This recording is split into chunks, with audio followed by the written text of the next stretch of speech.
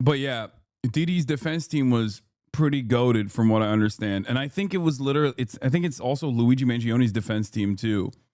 Now, there is no underlying overarching societal expectation between men and women in the Luigi Mangione one, so that's not going to work in his favor. But yeah, he was Young Thug's lawyer. The Young Thug case is even harder, in my opinion, to beat than this one.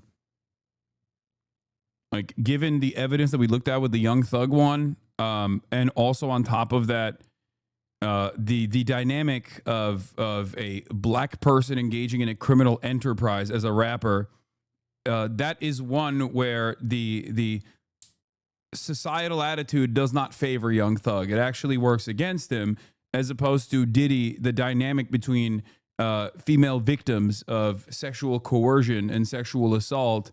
That dynamic does work in favor of Diddy, as we saw.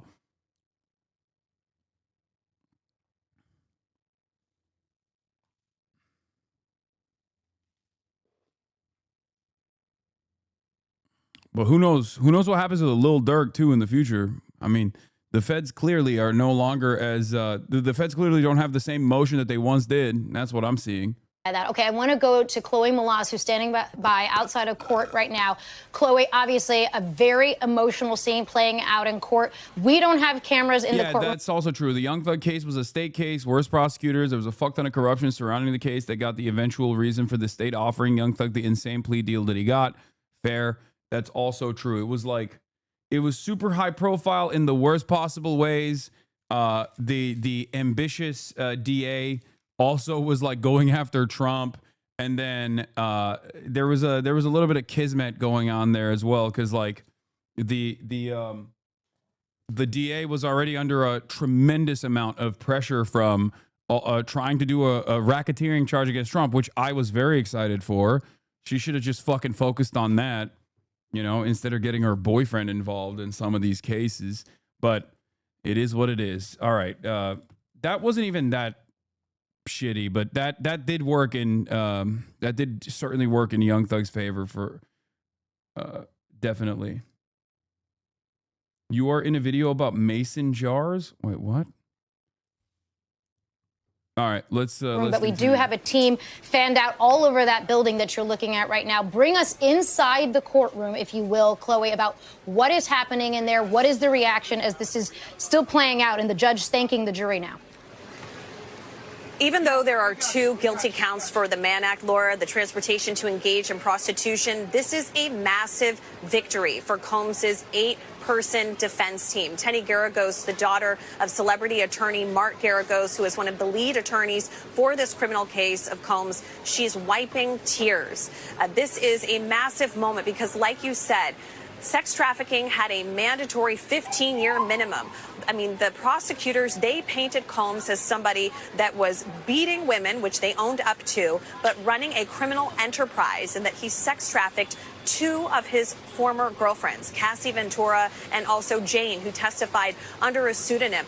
This is undoubtedly a massive blow to the prosecution, who brought 34 witnesses. They talked a lot about these co-conspirators that they say carried out this illegal activity on Combs's behalf. I mean, you have 6 of his children in there. His mother, Janice, who has been inside the courtroom every single day. Diddy is praying. He is doing a prayer. Messages the prosecution and defense have used in court to make their case. The words sent between Sean Diddy Combs and his girlfriends have been cited as crucial evidence by both sides of the case that hinges on whether sex marathons he directed were coercive.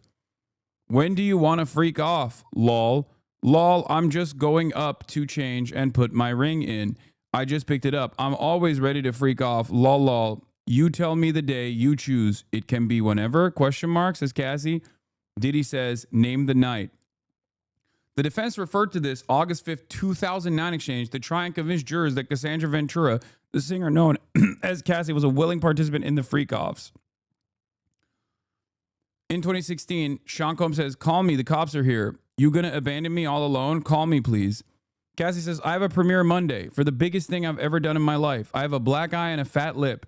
It was time for me to go. You are sick for thinking it's okay to do what you've done. Please stay far away from me. 2016. Call me. Help. I'm about to be arrested, says Diddy. The prosecution pointed to this March 5th, 2016 exchange, which occurred after Ventura was assaulted by Combs in the hallway of a Los Angeles hotel after a freak-off as a part of his effort to manipulate her. The police never arrived at the hotel. Like, he did some demon shit, dude. He really did. He really did do some demon shit. It is kind of wild. It's not just like gross, ew, icky, oh, gay, whatever the fuck people think. Like, he was straightforwardly beating women and making them participate in these like sex parties. Like, at some point, they might have actually enjoyed the sex party initially. That doesn't change the fucking dynamic, you know? There's no like, oh, you consented once, so it's over. You know what I mean? Like, it doesn't work that way. You don't get forever consent. You know? Which, good luck explaining that to a jury that is, of course, majority men.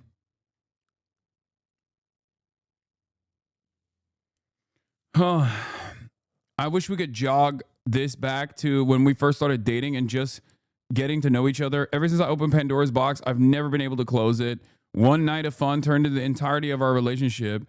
And now it's all I'm expected to do and get called for. It's hurting me because I'm so much more than being loved in the dark in hotel rooms, doing things that make me feel disgusted with myself. I'm confusing your lust for me as real love. My heart is really in this and it's breaking. I don't want to play this role in your life anymore. It's dark, sleazy, and makes me feel disgusted with myself. This is September 17th from Jane, the other the other person that came out.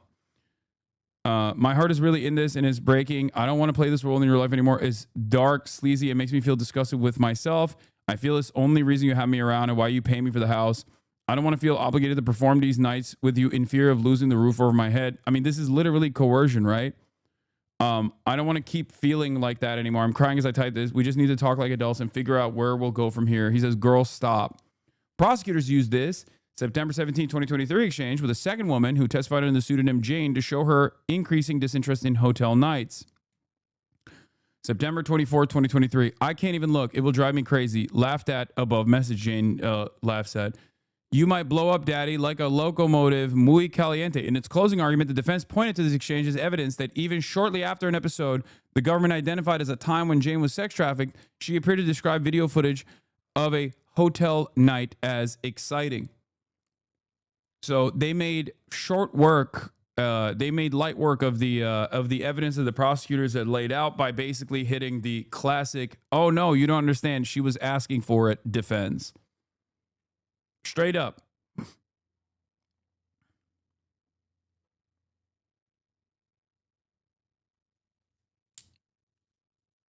She was the third and was subpoenaed, not voluntary as far as I know. What the defense used to discredit her is that Diddy still pays her rent and paid for her attorneys.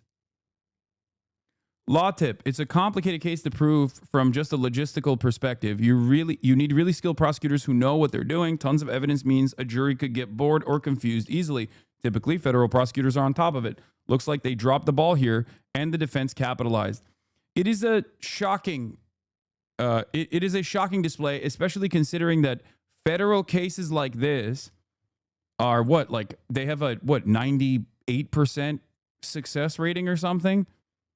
Like, federal prosecution's pretty fucking on it. Like, it is the one group that is incredibly successful in terms of identifying exactly what they can get out of people, exactly what kind of charges they can bring up, so they don't over prosecute and then end up losing.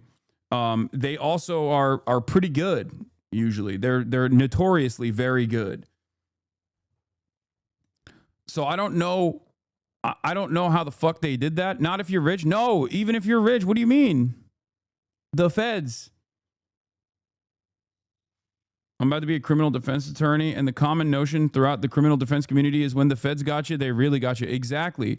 Which is why it's like a little surprising, maybe in shitification, who knows? But even the dynamic of like misogyny being weaponized for the client here by the defense is supposed to be inconsequential, considering how much evidence the prosecutors are supposed to present.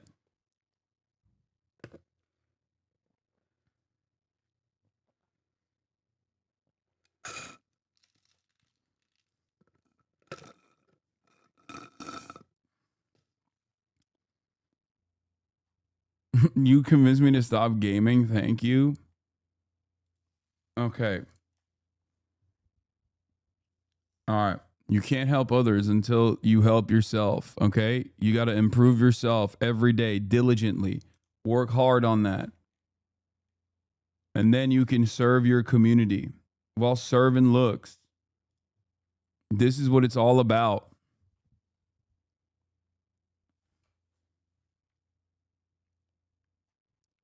In any case, let's get started. Breaking, mixed reaction, mixed verdict reached in Sean Diddy Combs sex trafficking trial. The feds took a big L on the RICO stuff. Let's take a look. Getting the verdict. Did you see Kaya Halud? What do you mean? This is literally my blast off meme. Yes, I saw Kaya Halud. I use it as the blast off meme, chatters. Here it is.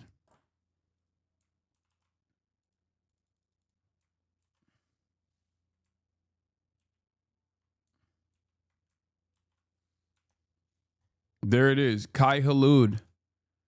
I wore the Hassan Chicken Tendy shirt at the gym the other day. Hell yeah.